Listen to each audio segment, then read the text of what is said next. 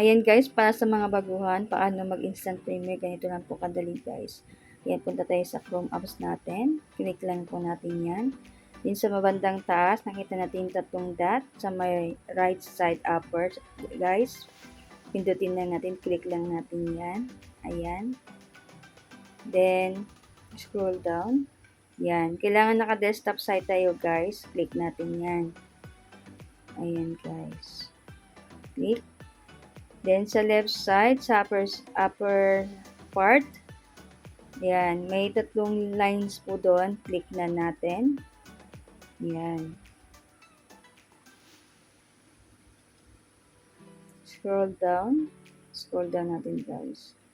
Ayan. Click natin yung, yan, settings. Click. Then,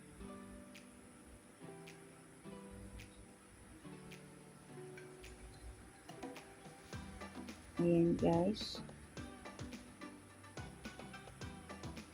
Ayan, nakita natin yung icon natin guys. Sa unang-una guys, i-click natin yan.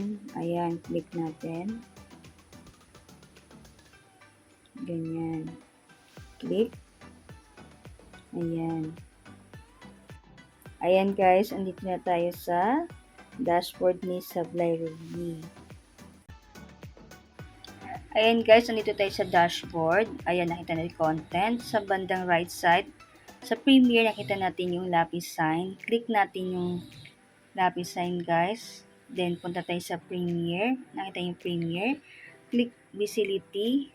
Save or Publish. Nakita nyo ba yung Save or Publish? Click natin. Then, sa baba guys, nakita natin Public. Then, sa bandang taas, nakita Private, Unlisted, o Members Only. Click natin Public. Then, sa baba nun, yung square, click natin Instant as Premiere. Yung sa baba, done sa taas, save. Ganun lang kadali guys. Sana po nakakatulong sa mga baguhan. Thank you so much guys.